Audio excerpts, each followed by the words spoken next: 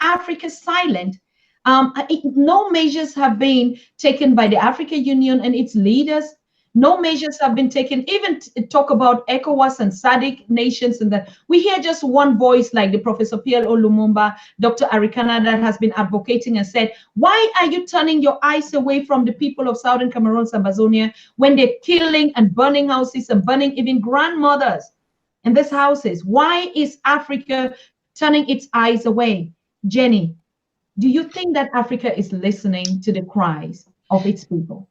Yeah, thank you. That is a very good question, and that is what I really like. Look, Africans, if they want to understand why we are lame, why we are paralyzed, we just need to look into our history. It's just 135 years ago that they sat in Berlin and had this conference, the Partition of Africa. And if you understand what happened during the Partition of Africa, you will understand why we are behaving the way we are behaving. Because that was something that was strategically planned, masterminded. They all sat there. It was not partitioning Africa, but it was to conquer Africa territorially and also mentally. They sat there and partitioned Africa in a way that we will never have the means, the psychological strength to come up and fight. Because prior to that, we have to know that prior to the partition of Africa, the Europeans were already in Africa, and there was already a lot of resistance. So they knew that if it continues like that, if that partition is not orderly done, then they will risk that one day Africa will rise and kick them out.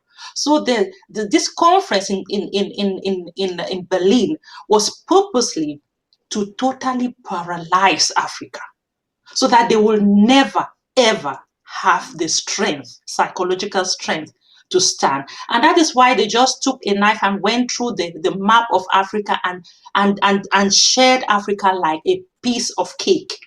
Went through families and shared them. And after that, the next strategy, what we are suffering today, is the divide and conquer. And immediately after the partition, that was what went on. They have this system that we come into a functioning system.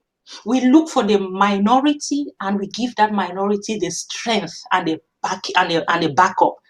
In all, Cameroon, Nigeria is not an isolated case. If you look throughout Africa, all the presidents that are ruling, they come from a minority clan.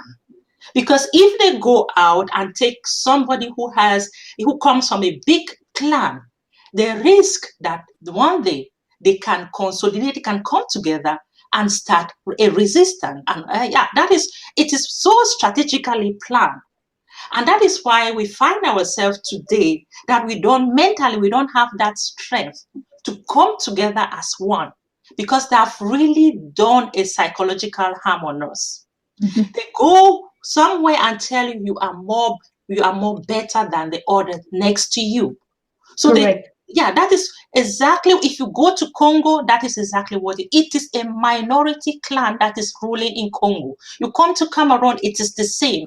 Even you go to Nigeria, they will tell you it is that the Muslim. But if you see where Buhari comes from, it is just a minority clan, because even among the Muslims, they have clans.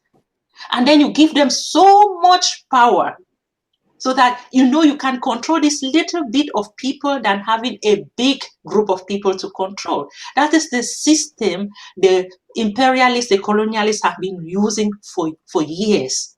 And if we diagnose this, we know that that is what they have been doing. We have to start doing education, explaining this to the masses, that look, because Africa, I'm telling you, we are here. Most Africans, they don't know that they have any problem. They have just got used to their situation, their impoverished situation, their lack of education, their bad infrastructure. They just live comfortably. That is the mental damage that the Europeans have done to us. Let me give you an example. Ghana had independence in 1957. Do you know another country in this world that had independence in 1957? Let me tell you, Malaysia. Compare Ghana and Malaysia today. And ask, why is Malaysia one of the top countries in this world? And Ghana is still as any other country in Africa. You see, there is something that happened, but when the Malaysians, they realize that they have also been hypnotized by the Western world, they went through a cleansing process, and it took just 25 years to transform their country from one of the poorest countries to one of the top countries now in the world. That was through education, through sensitization, awareness campaign. And we need people to come up to tell Africa, look, Africans, you are sick, you have a problem, you have a mental damage. They call it intergenerational traumatic effect. Let me repeat, intergenerational traumatic effect. It started 400 years ago. We are still having it. The children that will come, they have this disease. We are totally paralyzed in our cycle. That is the problem we are having. We have, first of all, to realize that we have a sickness, and this sickness is inferiority complex. We don't believe in ourselves. We lack self-esteem. We know that we are just the receivers. The whites are the providers, and we receive. So even I go home, I tell somebody that, please cook this food, for example, and a white man comes and tell that person, don't cook that food, but take this medication. That person will prefer to take that medication. Why? Because they believe in white supremacy.